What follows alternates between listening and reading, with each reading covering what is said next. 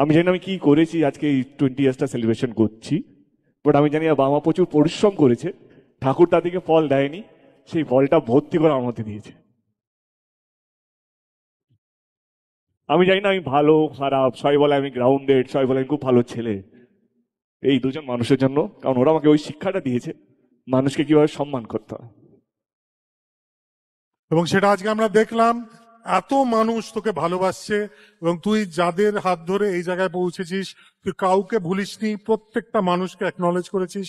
আমার মনে হয় that by itself deserves a huge round of applause for the incredible person that you are. বন্ধুরা, ভিডিওটা দেখলে সত্যি কি বলবো, আমি আগের দিনও একটা দেবদাকে নিয়ে ভিডিও বানিয়েছিলাম। তো আমার দেবদার এই যে ক্যারেক্টারটা সত্যি এত অসাধারণ লাগে। আজকের দিনে দাঁড়িয়ে দেবদা যেই সাকসেসফুল হয়েছে, ওর মা বাবার আশীর্বাদের দ্বারাই সে হয়েছে। আমার পার্সোনালি মনে হয় যে নাকি এখনো পর্যন্ত তার মা বাবাকে এতটা শ্রদ্ধা করে। দেবদা ওখানে কি বলছে যে দেবদা নাকি তার মা বাবার আশীর্বাদেই হতে পেরেছে, তার মা বাবা যে স্ট্রাগলটা করেছিল তার ফলটা নাকি তার মধ্যে দিয়েই তার মা বাবারা পেয়েছে। এতটা হাম্বেল। আর দেবদা ওখানে কি যেন একটা বললো না, যে সবাই বলে দেবদা নাকি খুব হাম্বেল, কথাবার্তা খুব ভালো। সত্যি কথাবার্তা ভালো, এটা বলার কোনো জায়গা রাখে না।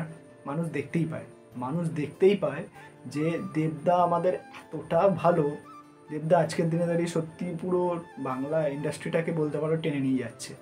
তো দেবদাকে ছাড়া আজকের দিনে আপাতত দাঁড়িয়ে টলিউডে কিচ্ছু নেই, মানে আমাদের বাংলা ইন্ডাস্ট্রিতে কিচ্ছু নেই আজকের দিনে দাঁড়িয়ে। আছে অনেক ভালো অ্যাক্টার, বাট দেবদার মতন মুভি চলছে না কারণ দেবদার গড গড গিফটেড বলো বা দেবদা গড গিফটেড তো বলা যায় না, দেবদা স্ট্রাগল করছে অলরেডি।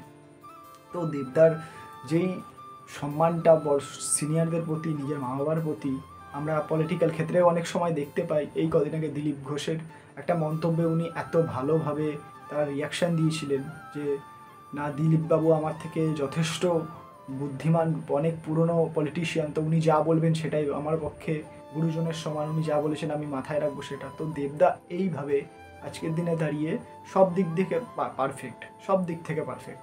তো আমার পার্সোনালি মনে হয় দেবদার অল্টারনেটিভ এখনো পর্যন্ত বাংলা ইন্ডাস্ট্রিতে আজকের দিনে দাঁড়িয়ে নেই। তো মেগাস্টার নামটা যে দিয়েছে, সত্যি কথা বলতে মেগাস্টার এমনি হয় না, সব কিছু মিলিয়ে মেগাস্টার। তার ব্যবহার, তার অ্যাক্টিং, তার স্ট্রাগল সব কিছু মিলিয়ে সে মেগাস্টার হয়েছে। সত্যি কথা বলতে আমার পার্সোনালি এটা মনে হয়।